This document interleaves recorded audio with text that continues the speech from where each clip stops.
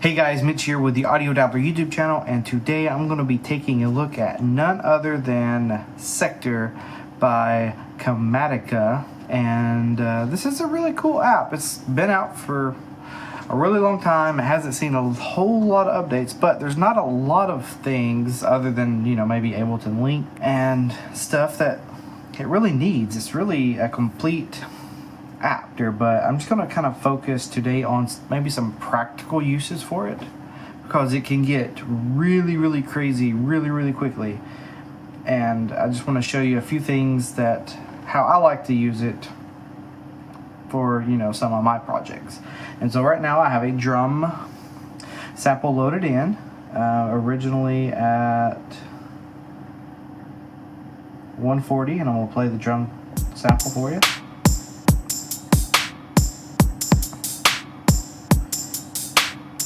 I got this from a free pack on Loop Masters whenever I registered my Novation. But you can use this app as a regroover. Now what do I mean by regroover?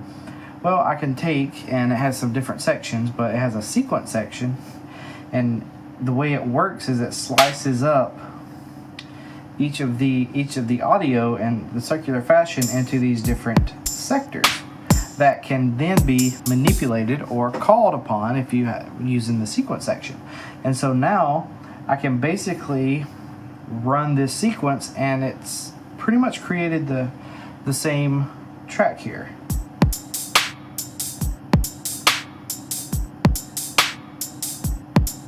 You know, and it's just going through and calling whatever sector that you have laid out into the thing. And how you get to that, you just click on the sequence, and if you want, you can see here that there's 4 of those there, and you can see it as you highlight each one. There's 2 of those, and if you want to change something, just have it clicked on, and then you just change it.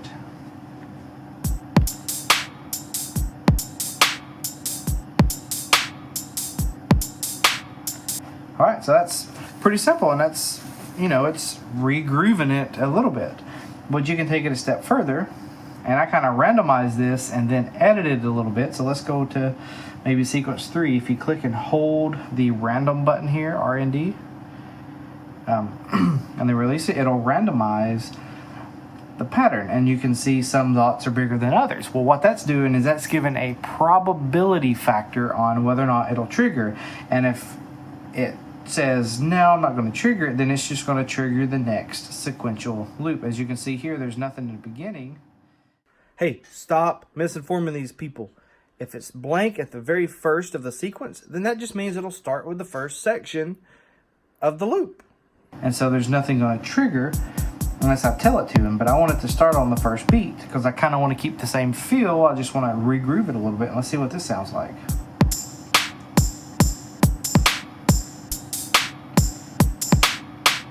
But see, even this is can get out of hand a little bit, which is why I like using the sequencer, because I can always come back to, I can keep coming back to that, say on every 4.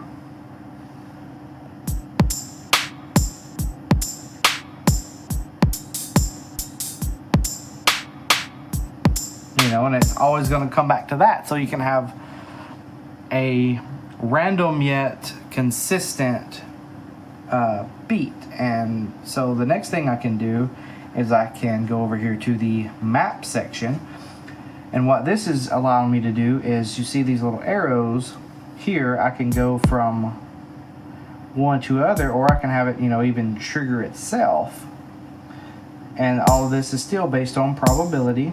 And, you know, and as I go through here, each will have a different chance, or you can just hit the random button and it'll randomize everything. And now, following the sequence, if there is a blank spot or there is a probability factor that it's not 100%, then it's going to refer back to the mapping. And so if it's triggering and then nothing, it's going to look at this trigger here and say, okay, well, where can I go? And I'm going to pick that one. And so that's kind of how that works, but it can give you a nice consistent yet a little bit of a random beat, you know, to kind of re-groove some old drum beats that you have. So I think it's really, really awesome doing that and using the sequence to keep things kind of lined up in a certain way. And say if you do want, say, like this clap, you can see that this is only used twice. And so if I do want, you know, maybe I do want that to be more pronounced there, and I definitely want it more pronounced there, then it's going to hit those every single time.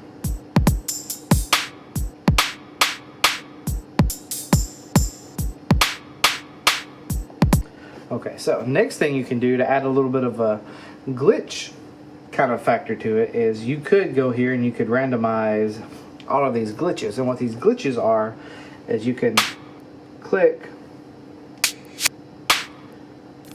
It's just kind of the way it plays the particular file. And you have your glitches, your probability, and whether or not it is reversed or not reversed. But as you can see when I play this, it's going to be really crazy because I just randomize all the different glitches. And if you're like me, it's not necessarily what I was looking for unless I just want to play this for a few minutes and then bring it into another app like Beatmaker 3 or something and then just chop out those little bitty bits that I do like. You can make it a little less chaotic and still get some random glitches, you know, here and there. So let's play this and let's see which ones are triggering. Okay, so this one's triggering pretty often, and so I can have it play at 100%. Maybe I can bump a few of these up a little bit, and I don't really like that one. I want it to kind of do it fast, and then maybe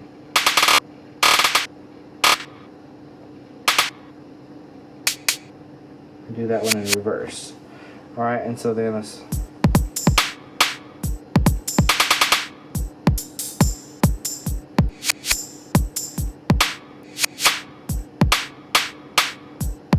okay, so this one plays pretty often as well. And so let's increase some probability on a few of these. Let's get something that kind of fits the sound. I like that. Alright, and then let's see, let's look at the sequence, and then this last bit here.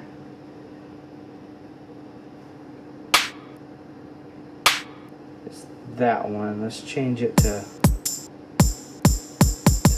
that. Alright, so now I'm going to go back to the warp. I'm on that one. And I want to add in 100% of it. I want it to do. I want it to do that.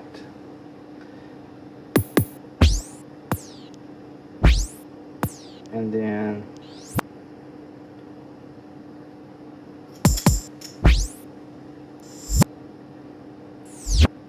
okay, so now I'll get some sort of weird little tape stop at the end and throughout the sequence a little bit. So, and you can see this is a lot less chaotic, but it still gets you kind of some glitches, and it's still giving you a little bit of a redrum kind of feel to it, because it's still kind of staying true to what the original was, but it's, you know, completely different. And you know, I can also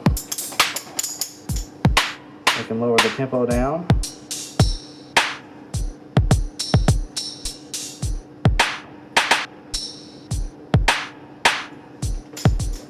Alright, so what can we do with this now that we have a nice little sequence or something going on? What can we do with said beat? This is, you know, it's not running in AUV3, it's an inter-app audio app, and I have it running in standalone right now.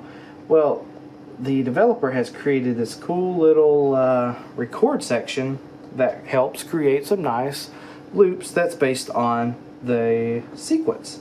And so if I click once, you know, you can see that change from one color to the other. And now if I click run, you'll notice that got really big, and now it is recording. So it's recording the loop, and you can see the little audio file up there. and it's recording it based on the sequence. And if I click it again, it'll stop recording. Well, I can show you something else cool. Say it's playing. Let me go to the shorter sequence here. There we go. Let's do this little 16-step sequence here.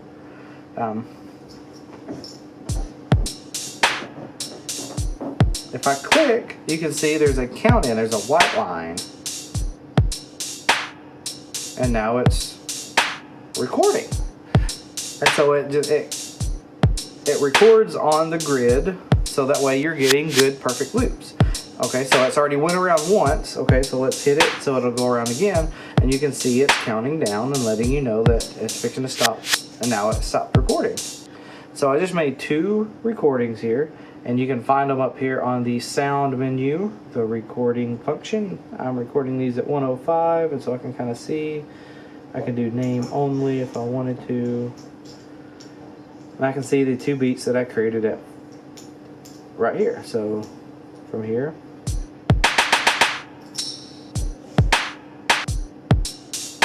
Okay, so those are the 2 beats. And so now I can export them to audio share, audio copy. I can open in. So let's open in. Just to show you a cool little trick here. When you have too many apps, it gets a little crazy.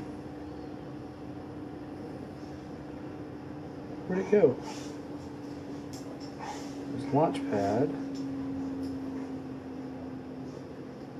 I was looking for Blocks Wave, and I don't see it. But what I can do, I can go ahead and just export it to audio share.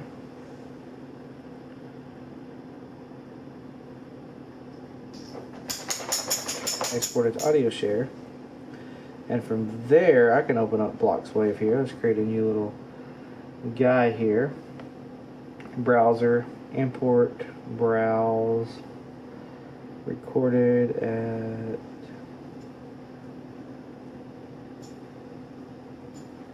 right there, and it sees the hippo at that.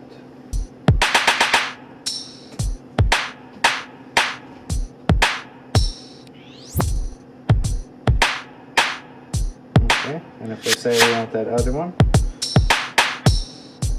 let's get that other one in here as well.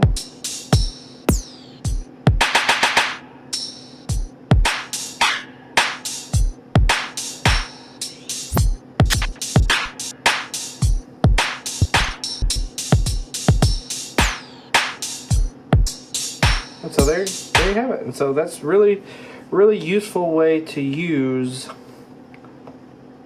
Sector to kind of regroove some stuff. And let me go ahead and show you another little project that I was doing earlier. Just do regroover, redrummer here. Okay, very similar principles. And I have the mapping all crazy.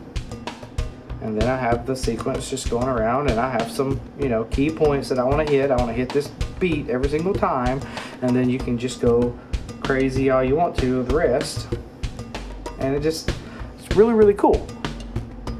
Bonus tip, because I don't want this video to go too long, and I will definitely do a part 2 of this for melodies and some vocal chops, but bonus tip for this is playing it in reverse. And so let me show you a couple cool little tricks here.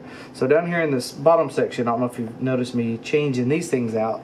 You have 4 little presets per project that you could do, and you can store different settings in. But there's this little option under the map called flip, and basically what that does is and you'll see, I'm gonna play it and you'll see what it's doing. Let me make sure the sequencer is blank. And it's just playing each of the sections backwards, which is really cool. But it's playing each sample forward. Well, that leads me to want to maybe play the samples backwards as well, because you can do that here. But I would have to go through and change every one of them, but I don't, because I can hit this one, I got it reversed, I can hit copy, and now it's copied. Now if I click and hold the PST for paste, it will paste all of that, the settings of that one, into the rest of them. And so now when I run this, it's playing the whole sample backwards, which I know you can reverse a sample, you know, in a lot of different DAWs and stuff, but to have some of the other glitchy controls along with this, you know, just to bring in a sample. Say you have a track and you want to make a little, I don't know, a little fade in or something with the little crazy intro with the drums or something, just snip out that first set of drums, bring it in here, you know, glitch up a few things, and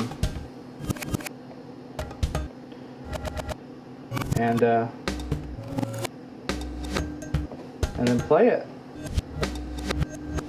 and you can get some pretty crazy stuff into it, and it's really fun.